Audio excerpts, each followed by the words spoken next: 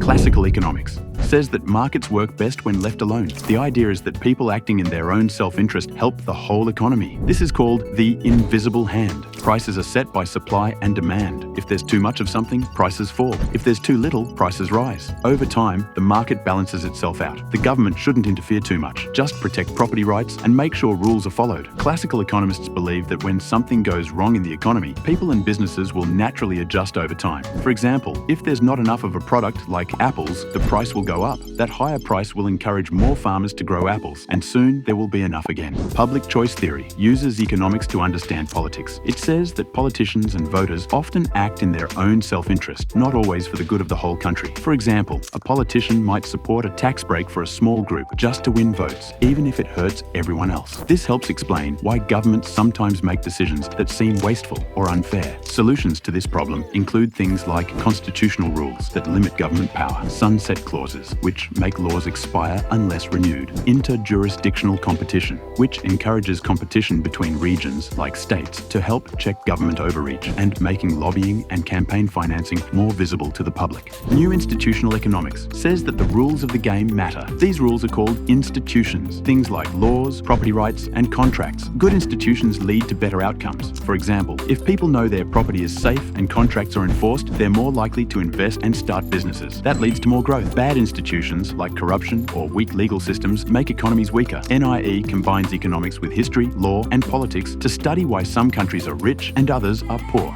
Behavioral economics looks at how people actually make decisions, not how they're supposed to. Traditional economics says people are rational. They always make the smartest choice. But behavioral economics shows that people often make choices that don't make sense. We're influenced by emotions, habits, and mental shortcuts. For example, someone might keep a stock that's losing value because they don't want to admit they made a bad choice. The Austrian School of Economics believes the economy works best when people are free to make their own choices. Instead of relying on math formulas or government plans, Austrians focus on what real people do, how they spend, save, and trade based on their own knowledge and goals. They think prices are like signals that help the economy run smoothly, and when the government controls prices or prints too much money, it messes up those signals. Development economics focuses on how poor countries can become richer. It studies things like education, health, infrastructure, and trade. Development economists look at both big policies, like trade agreements, and small changes, like giving people access to clean water or microloans. They also study inequality, corruption, and how foreign aid works. Development economics doesn't stick to one school of thought. It borrows from many to find practical ways to improve real lives. The goal isn't just to grow the economy, it's to improve well-being.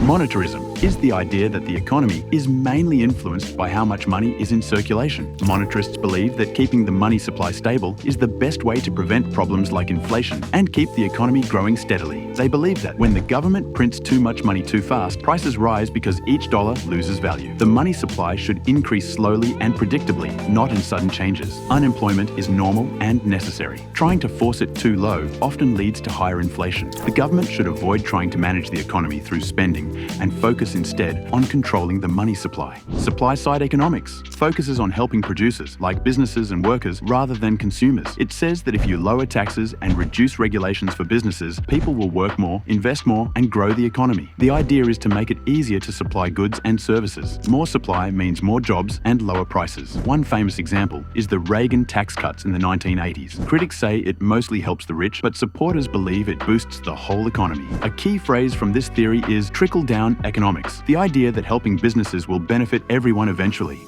Keynesian Economics says the government should step in during tough times. When people stop spending, businesses stop producing, and unemployment rises, which leads to people spending even less and businesses producing even less, and the cycle spirals out of control. To fix this, the government should spend money to keep things moving. This could mean building roads, sending stimulus checks, or cutting taxes for workers. The goal is to boost demand. This theory was created during the Great Depression and is still widely used today, especially in times of crisis. Neoclassical economics is an idea that says how things are made, bought, and sold in the market is based on supply and demand. This means that prices are set by how much of something is available and how many people want it. It also says that people and businesses make decisions based on what will benefit them most. For example, people buy things that maximize their happiness or value, and businesses sell things that maximize their profit. Some key ideas include marginalism. The value of something comes from the extra satisfaction you get from one more unit, not how much work went into it. For example, The first slice of pizza you eat is great, but by the 12th, you're too full to enjoy it, even though it took just as much effort to make. Rational choices. People try to make smart decisions that give them the most value with their limited money or time. Supply, demand, and equilibrium. Markets naturally move toward a balance where what people want to buy equals what's being sold. Game theory